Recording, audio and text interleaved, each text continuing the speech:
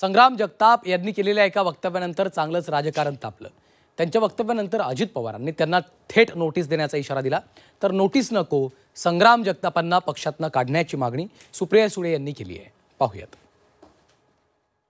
आता दीपावलीच्या निमित्तानं देखील आता बाजारपेठ आहे। मी तुम्हाला सर्वांना विनंती करत, जो दीपावलीच्या निमित्तानं काही खरेदी करत एक लक्षात घ्या, ती खरेदी करत असताना आपला पैसा, आपली खरेदी आणि आपल्याला जो नफा भेटल तो फक्त आणि फक्त हिंदू माणसालाच झाला पाहिजे।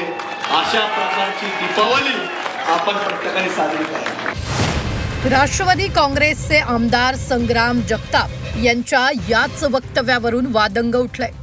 दिवाळीची खरेदी हिंदूंकडूनच करा असं जाहीर आवाहन जगतापांनी केलं।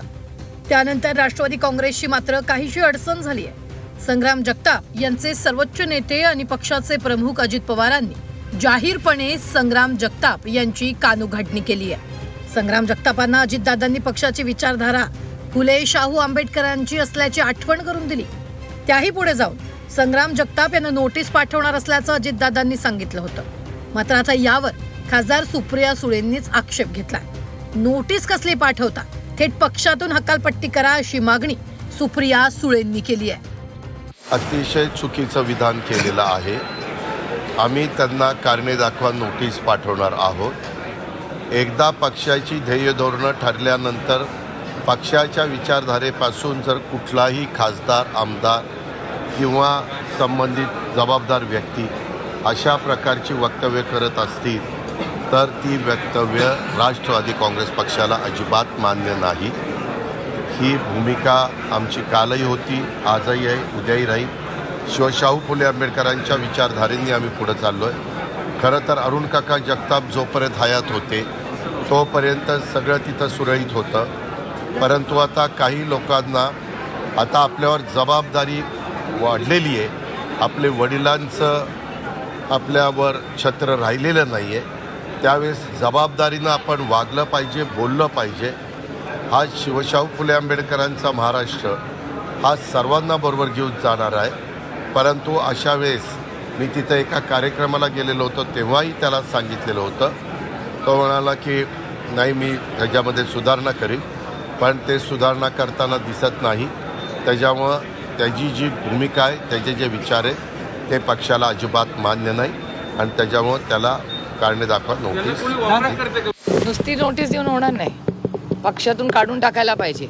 कोणीही व्यक्ती जर समाजात तेढ निर्माण करून महाराष्ट्राच्या विरोधात आणि देशाच्या संविधानाच्या विरोधात काम करत असेल तर अशा व्यक्तीवर स्ट्रॉंग ॲक्शन झाली पाहिजे। हा देश कोणाच्या मनमर्जीने चालणार नाही। हा देश भारतरत्न डॉक्टर बाबासाहेब आंबेडकरांच्या संविधानाने चालणार आणि त्यांचे जे स्टेटमेंट येत आहेत हे महाराष्ट्राच्या, भारताच्या संविधानाच्या विरोधात आहे।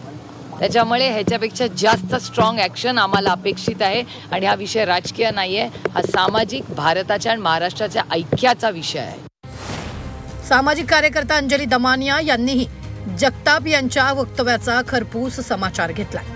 महाराष्ट्राची परिस्थिती बिहारसारखी झाल्याचं दमानियांनी म्हटलंय।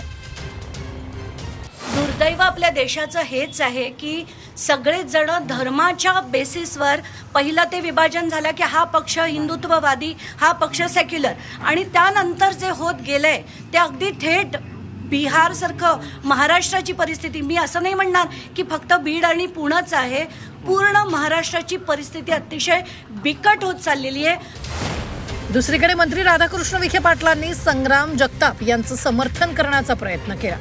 संग्राम जगताप जबाबदार असून आम्ही त्यांच्या हिंदुत्वाच्या भूमिकेचं स्वागत करत असल्याचं विखे पाटलांनी म्हटलंय। संग्राम आमदार आहे, दुसऱ्यांदा निवडून आलाय, मला वाटतं त्याच्यात त्यांना संग्रामला आता त्यांना त्यांची जबाबदारी समजते। आता मला वाटतं